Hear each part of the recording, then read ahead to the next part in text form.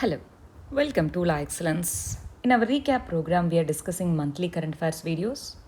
In this video, let us discuss part 3 of June 2021 issues. Let us start with governance related issues. Our first issue is India's population policy. Recently, UP has announced its population policy. In that context, let us understand what is India's population policy and how is it measured, and in comparison to China, what are the strategies that we are following. UP's policy recently has announced a two-child norm, and it has provided incentive and disincentive model to control the population. It has been criticized widely that worldwide incentivization disincentivization model performed less effectively as compared to social economic development model. What is the socio economic development model? Empower the women, provide better educational and health facilities, provide awareness in terms of sexual and reproductive choices. This is where population control has happened. And this is the spirit of Cairo Convention also. Cairo Convention. India is a member of this Cairo Convention, which says that population control can better be done by the socio-economic empowerment. So, in this regard, India is trying to achieve total population stabilization by reaching TFR rate to 2.1 percentage by 2026. In this context, there are many states which are following two-child norm policy. Not as strictly as China's policy, but two-child norm policy is there in other states also. For example, Gujarat, Chhattisgarh, Odisha, etc. That means preference is given to control the population. Two-child norm through incentivization and disincentivization model is brought in. Cairo Convention says improvise the socio-economic conditions that will automatically stabilize the population as growth increases, population stabilization happens. That is the theme of this. Next issue is SDG India Index. At the international level, we have SDG Index published by Sustainable Solutions Development Network. Here, SDG India Index compares various states in India. This index is released by Niti Aayog. For this year, that is 2021, Niti Aayog has developed this index in collaboration with United Nations in India. We have certain global goals known as SDGs, Sustainable Development Goals. There are 17 goals. Out of these 17 goals, one is related to international cooperation. So, leaving that, taking the remaining 16 goals, Niti Aayog has constituted this particular index, and it has divided the states into 4 categories. Out of them, Kerala topped. Kerala achieved score 75 in Niti Aayog's 2020-21 index, and Bihar is the least performing state in SDG index. Let us understand it a little bit more. This index is to promote the social, economic and environmental goals as mentioned under SDGs. There are 4 categories of states. One is aspirant category, performer category, front runner category and achiever category. As of now, in the aspirant category, there are no states. In front runner category, there are no states. All the states are divided in these 2. It is based on the score.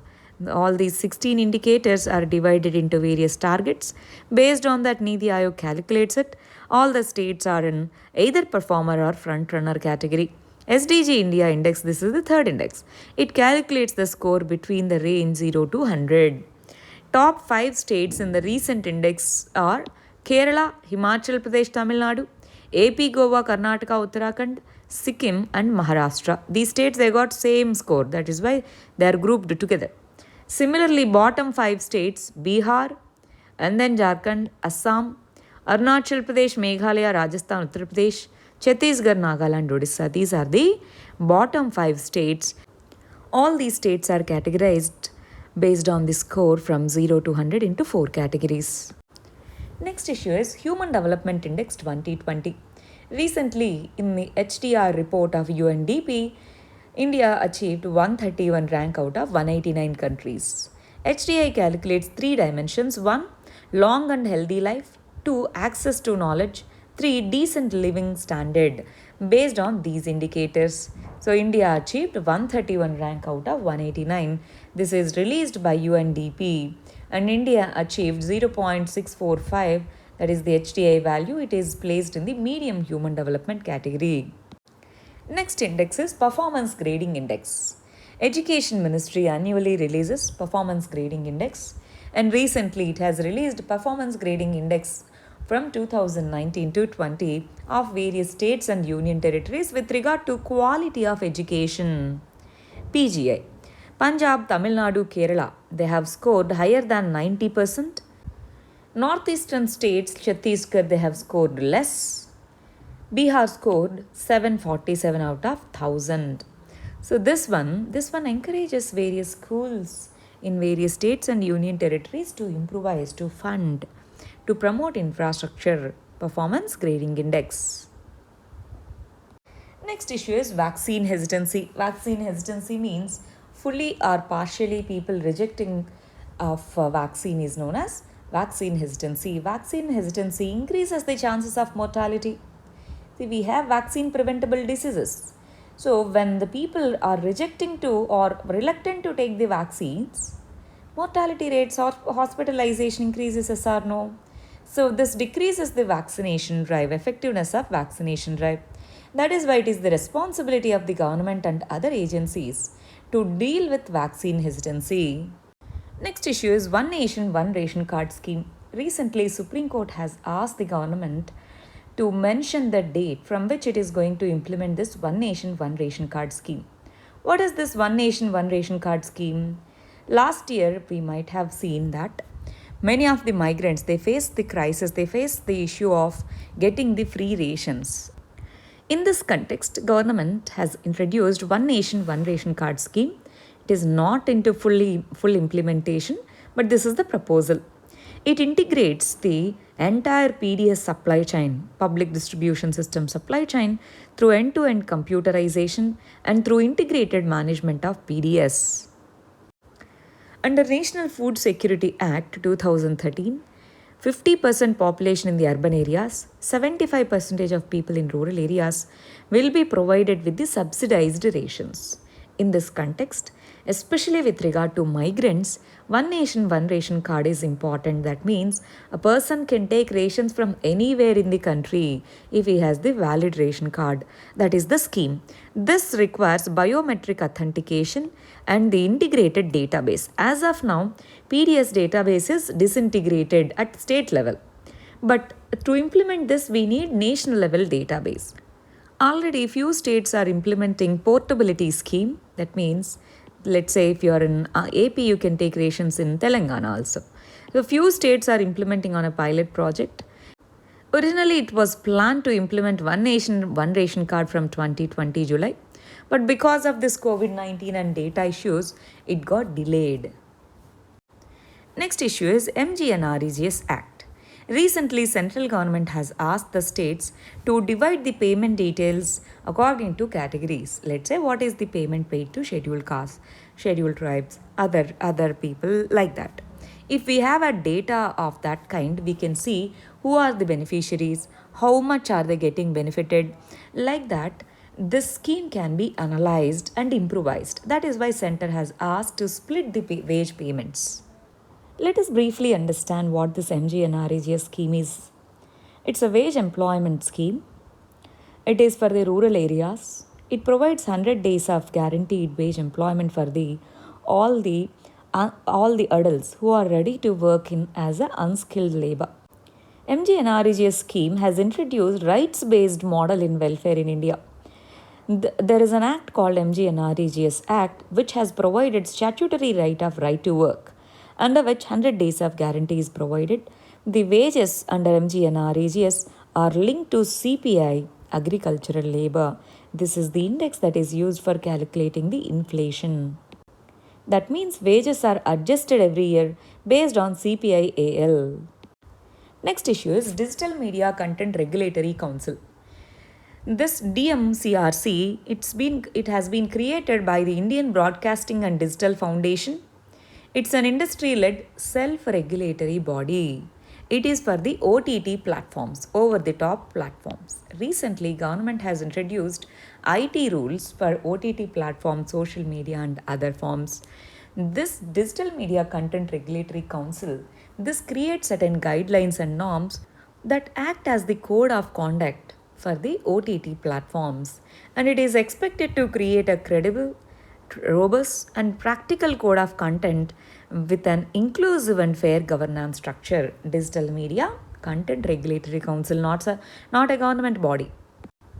Next issue is Citizen Charter. Recently, Ministry of Panchayati Raj, along with National Institute of Rural Development and Panchayat Raj, has introduced a model Panchayat Citizen Charter framework. What is a Citizen Charter? It is a document which provides the commitment to the citizens that we will provide you these many services by this time at this particular quality, and you have to submit these documents. That is how it is a service providers document. Panchayat Raj Ministry has provided a model document because Panchayat system, local bodies, they come under state list. So center cannot intervene directly. This citizen charter, it's a written voluntary declaration of by the service providers. Why citizen charters are important? It acts as a tool for good governance. It promotes accountability and answerability. Citizen charters. Already these are there at the central and state government levels. And at the third tier in the federal structure, we are introducing this. That is why it is significant. Next issue is All India Survey on Higher Education Report 2020-21. Ministry of Education has released this report, and this is based on the survey of three types of institutions: universities, colleges, standalone institutions. Based on the survey of these three things, Ministry of Education has released this report. Let us see what are the findings of this. First one is there's marginal increase in the gross enrollment ratio. According to the Gender Parity Index in the higher education in 2019 and 20, girls outnumber boys, that is female candidates, they outnumber the boys in terms of enrollments in the higher education. Pupil teacher ratio is 26 on an average. In few states it is around 50. Nearly 85% of the students are enrolled in 6 major disciplines. Next issue is Child Labour and Global Estimation Report 2020. ILO, International Labour Organization, UNICEF, they both combinedly released this particular report on World Day Against Child Labour. The findings of this report include 160 million children are in child labour. That means 1 in every 10 children are in child labour. And prevalence of child labour in rural areas is 3 times higher than in the urban areas. 72% of all child labour, they occur within families, primarily in family farms and in family micro enterprises. Next issue is ITAT Dwar. It is a portal, online portal, launched by Ministry of Law, Income Tax Appellate Tribunal, ITAT. So with this tribunal, if anyone wants to complain, they can file through this particular portal. It simplifies the procedure, it saves the time and cost, and it improvises or enhances the accessibility, accountability and transparency in the working of ITAT. That means this is an application of e-governance. Next issue is Fukuoka Prize 2021.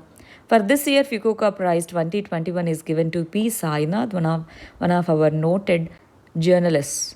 This award is established by City of Fukuoka and Fukuoka City International Foundation. This is given for the individuals and organizations for preserving and creating the Asian culture. Next issue is Model Tenancy Act 2021. Recently, Union Cabinet has approved Model Tenancy Act, and it is circulated to all the states and union territories. States can form their own rules and regulations. These are just model rules only. And this act defines clearly who is a owner, who is a property owner, what is a rental property, all these things, so that litigations won't happen and clear rental agreements will be made. That is the purpose of Model Tenancy Act. Landlord and tenant have to sign a written agreement which specifies the rent, period of tenancy and related terms. This increases the rental business and this promotes the transparency in the rental business. Next issue is Global Report on Internal Displacement 2021. Norwegian Refugee Council's Internal Displacement Monitoring Center has released this particular report. According to this, 55 million people are the internally displaced people. And they are not because of the disasters, they are because of the conflict and violence. Yes, there are many internally displaced and refugees due to, let's say, climate change and other disasters. But more than that, violence, political violence, conflicts, these are the primary reasons for internal displacement. In this context, there are many international organizations to promote the human rights, to provide humanitarian assistance, and to promote the development. According to this report, the humanitarian assistance and its efficiency reduced because of last year's COVID-19 for the internally displaced people. Next, let us understand environment and disaster management related issues. First one is carbon capture. Recently, a Bangalore based startup company received a prize for carbon capture and utilization technology. That means carbon is sequestered from the atmosphere and it is utilized through the conversion of CO2 to methanol and other chemicals. That means on the one side, we are getting some resource, on the other side, we are reducing the CO2 from the atmosphere. That means it protects our planet from global warming and climate change, yes or no? That is why this particular idea got this particular award. Next issue is black carbon. Recently, World Bank has released a report saying that third pole region, that is Himalaya, Karakoram and Hindu Kush mountain ranges, in these regions, because of the anthropogenic factors means human-made factors, black carbon accumulations are happening. This black carbon, it absorbs more heat. That is why more glacial melting is happening. When there is glacial melting, initially it leads to floods. Over a period of time, it leads to drought. In this region is important. There are 8 countries which are dependent upon water from these regions. Our Ganga River, Indus River, Brahmaputra River, all 3 rivers, they feed from this particular region. Black carbon is a kind of aerosol. It is suspended in the air as a fine solid particles, especially in the way of particulate matter 2.5. Many anthropogenic factors such as burning fossil fuels, gases emitted from the diesel engines, coal-fired power plants, they all release the black carbon. So reducing the black carbon is necessary, accumulation of which is leading to rapid environmental changes in the region. Next is, recently India Cooling Action Plan is launched by Ozone Cell. Ozone Cell is part of Union Ministry of Environment, Forest and Climate Change. What is this ICAP? Niti Aayog and other organizations combinedly, they have formulated this. According to this, cooling demand needs to be reduced over a period of time. See, for refrigeration in ACs, fridges, etc., we use certain gases. They lead to ozone depletion. So, to protect the ozone layer in the stratosphere, we need to use alternatives to these cooling substances, such as ozone depleting substances. We need some alternatives. In this context, what if we reduce the cooling demand itself? That is the target. Under this, targets are fixed for 20 years perspective plan. This was launched earlier. This is in news because of the achievements in reduction in the ozone depleting substances. Next issue is Namami Gange program. And Namami Gange program is the flagship program that was launched in 2014 to clean up River Ganga. Recently, during the COVID lockdown period, we have experienced less pollution in terms of heavy metals, etc. But Ganga River pollution was in news because some of the people in the nearby regions, they have thrown their dead bodies, COVID-19 affected dead bodies in the water. So that's why this was in news. This can lead to biohazard. That is why these things needs to be avoided. Government should take proper precautionary measures.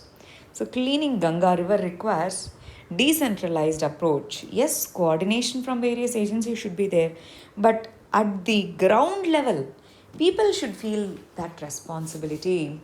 So, interministerial coordination, use of technology, decentralization, awareness, all these things needs to be coordinated to achieve the results. Next issue is Global Assessment Report on Drought 2021. This is released by UN Office on Disaster Risk Reduction. According to this, 20 million people across Africa and Middle East are on the brink of starvation because of the drought. Many of the drought conditions are due to man-made factors only. For example, if you take Yemen, civil conflict led to drought-like conditions there that led to famines and starvations. And Deccan region of India is experiencing severe droughts. Significant drought conditions are found once in every 3 years compulsorily in India. Over dependence on groundwater resources is leading to less soil moisture, that is leading to agricultural drought. Next issue is ban on blending mustard oil. Recently, Food Safety and Standards Authority of India, it has banned blending the mustard oil with the other edible oils such as palm oil, rice bran, etc. See, in 1990-91, India was self-sufficient in mustard oil. We were producing more, we were adding it. But as Food Safety and Standards Authority of India has banned blending, the production of mustard by the farmers reduced. Now, this has increased the demand for import of oil seeds and edible oil products. That is said to be one of the reasons for recent increase in the edible oil prices. There are other reasons too. Apart from this, one is increase in demand in China. China and its demand for edible oil increased in the last few quarters. Second one, edible oils are used for biofuels, especially to make biodiesel. So because of these two and policies such as this, that has led to increase in the prices of edible oil in India. Next issue is Dihang Patkai National Park. Recently, Assam government has notified Dihang Patkai as one of the national parks. It is located in Dibrugarh and Tinsukia districts, and it has tropical wet evergreen forests, and there are many reptiles and mammals including tiger and clouded leopard which are found in this particular region. Earlier, Dihang Patkai, it was a wildlife sanctuary. Now it is upgraded to national parks. Wildlife sanctuaries can be upgraded to increase their protection status to national parks. Madhya Pradesh has highest number of national parks, followed by Arunachal Pradesh. Assam became the third state with highest number of national parks. Next issue is Mission Innovation Clean Technology Exchange. Recently, Government of India has launched Mission Innovation Clean Technology Exchange, and it was launched virtually. It is to encourage the net zero emissions. Net zero emissions is related to climate change. This Clean Tech Exchange, it's a global initiative. It is to create a network of incubators. Incubators means those who develop the idea into a product. So this network, it assesses the expertise and market insights, and they develop these technologies. Mission Innovation 2.0 is the second phase of it. It is launched in the recent summit. It is to encourage the investment in the clean energy research and development, and it is to provide affordable clean energy for all by 2030. Next, let us understand society and social issues. Our first issue is Geo-Parsi scheme. Geo-Parsi scheme is to encourage the Parsi community to increase the population. So this is a central sector scheme under Ministry of Minority Affairs, which was launched in 2013. Under this, Parsi married couples, they in the childbearing age, they'll be provided with the financial assistance, and they'll be provide assistance in detecting the diseases, etc. Simply, this is to encourage the Parsi couple to go for more children as their numbers are dwindling. Next, let us discuss the international relations, IR related current issues. First one is UNHRC 46th session.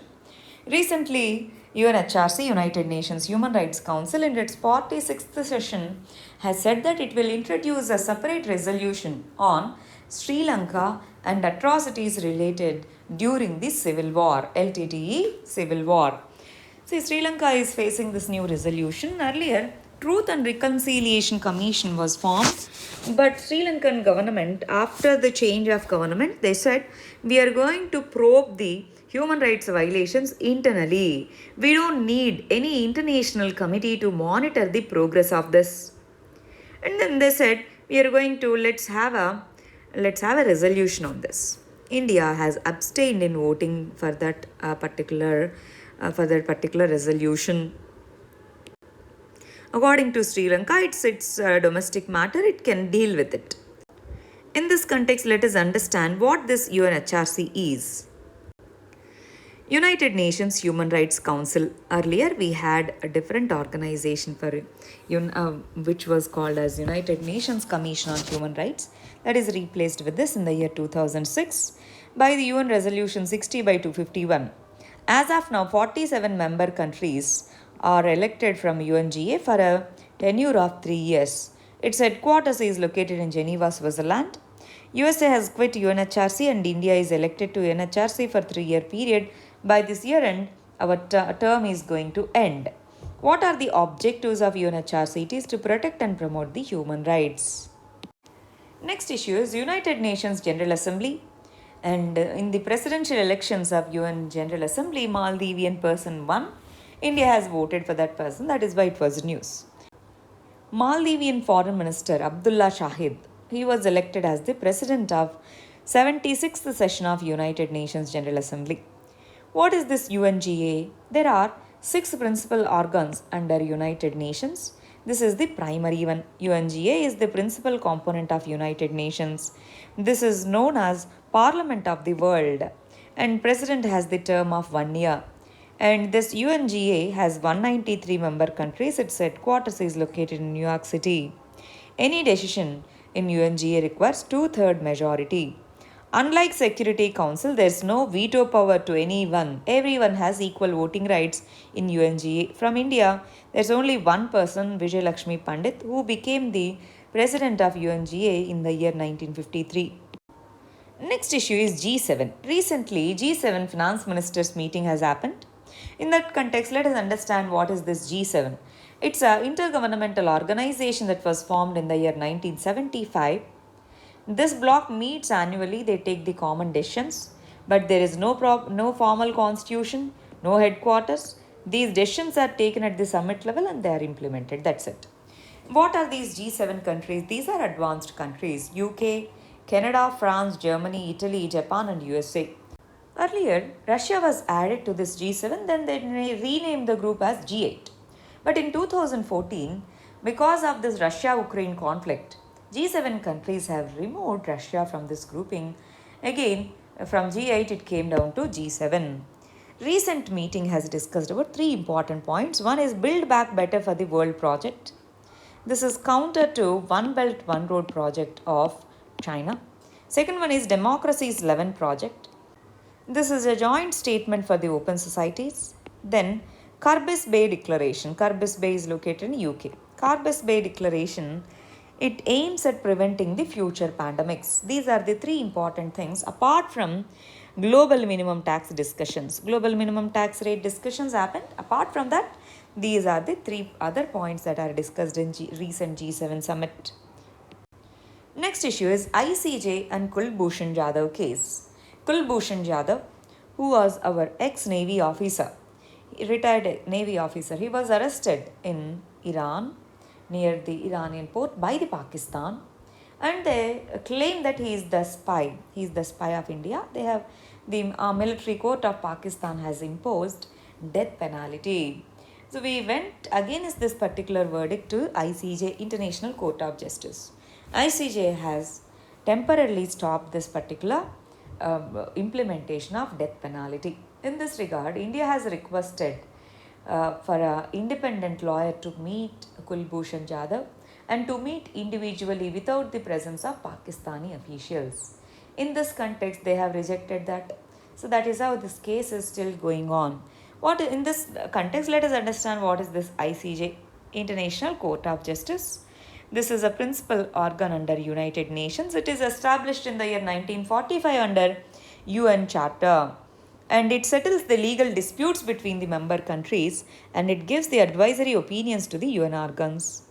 An Indian judge known as Dalveer Bhandari has become member since 2012. Headquarters of ICJ is located in The Hague, Netherlands.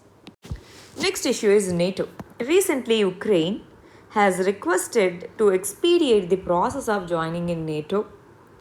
That is why it was new. Second thing is, NATO forces are coming back, vacating Afghanistan and are coming back. That is also one of the reasons why this is in news.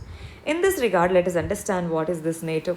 North Atlantic Treaty Organization is also called as North Atlantic Alliance. It's an intergovernmental military alliance. Important point in this is it is a mutual defense agreement or it is a collective defense system. That means, see, in 2001, USA was attacked. But all the NATO countries, they have supported USA and they went for invading Afghanistan. That is the agreement among the member countries of NATO. If one member is attacked, everyone should be together. That is the premise of NATO. Next issue is Doha Agreement. Doha Agreement is signed between USA and Taliban. There, Afghanistani government was not involved. Now, after signing Doha Agreement after a year, we now see the result of it. Taliban are not sticking to the Doha Agreement. They occupied Afghanistan. They occupied all the places in Afghanistan. They are running the government without adhering to the spirit of Doha Agreement. Doha Agreement deals with 4 important things. 1. Taliban agreed to hold the intra-Afghan dialogue. 2. Timelines are set up for the NATO and USA forces to go back. 3. Release of prisoners. 4. Non-intervention of Western powers. According to this, Taliban should not allow any terror groups to stay on its soil. So these are the points of the agreement. These are not adhered to fully. So Afghanistan is now under chaos and crisis. Next issue is Iran nuclear deal. We have discussed this already 2 times in our monthly current affairs revision videos. Now, why this is in news? Because USA has agreed to revise this Iran nuclear deal. Iran also said we are also ready for the talks. Iran nuclear deal was signed between P5 countries, UNSC's permanent 5 countries plus Germany with Iran. According to this, Iran is going to scale back its nuclear enrichment program and these countries are going to remove the sanctions on it. But when Trump came into power, he has unilaterally came back from this agreement. He has said that this is a stupid agreement, this needs to be renegotiated. So again, when the elections happened, Joe Biden has agreed to join the nuclear deal on certain terms and conditions. And still negotiations are happening between Iran and USA. These are some of the nuclear sites, Arak, Fardo and Natanz. Next issue is FATF, Financial Action Task Force. The Financial Action Task Force has decided to retain Pakistan in the grey list, that means increased monitoring list. FATF's major objective is to promote and protect the financial integrity, financial system and financial network integrity. In this context, it fights against the money laundering, it fights against the terror funding. As Pakistan is accused of terror funding and money laundering, it is placed in the grey list. What happens if it is placed in the grey list? Remember, India is part of FATF group.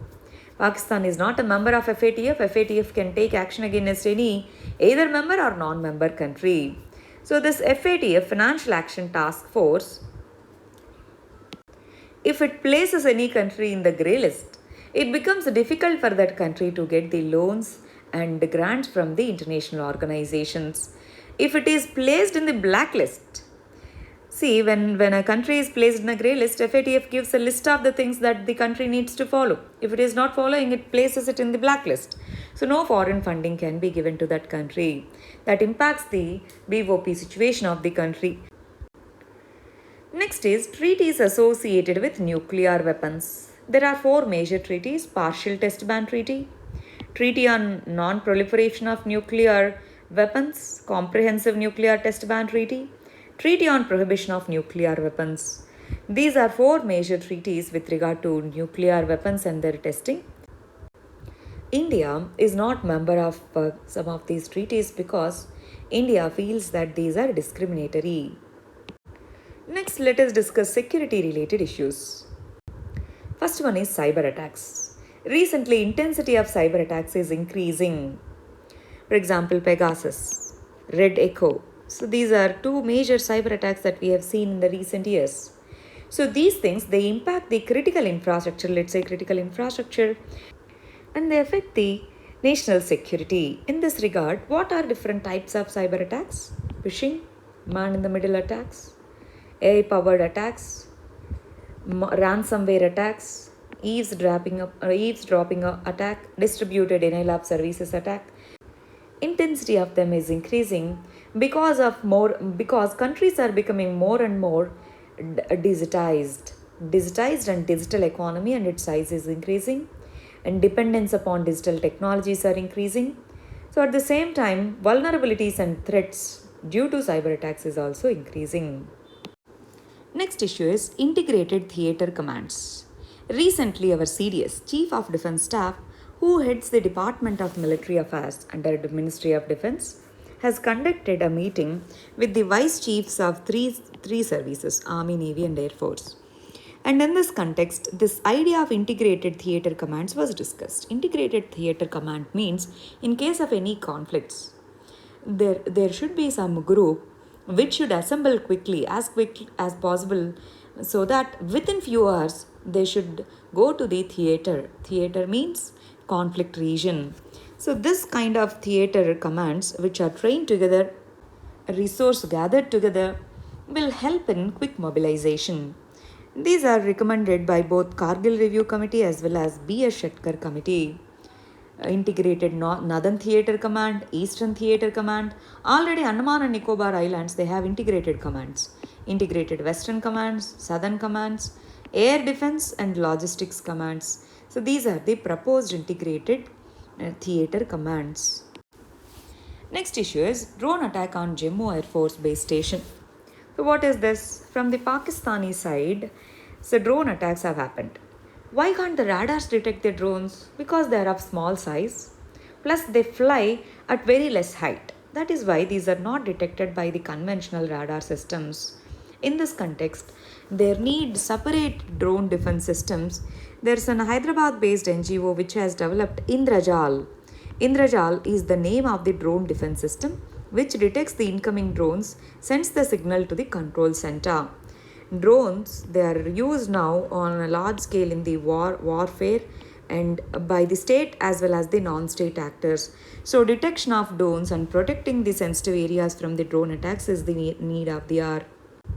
We can use directed energy weapons against the drones, but these needs to be detected early. That is the issue here.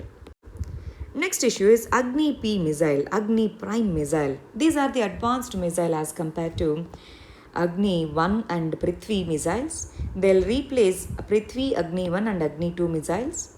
These Agni P missiles, they have high maneuvering and accuracy capabilities. Agni P and Agni 5. These two are part of integrated guided missile development program.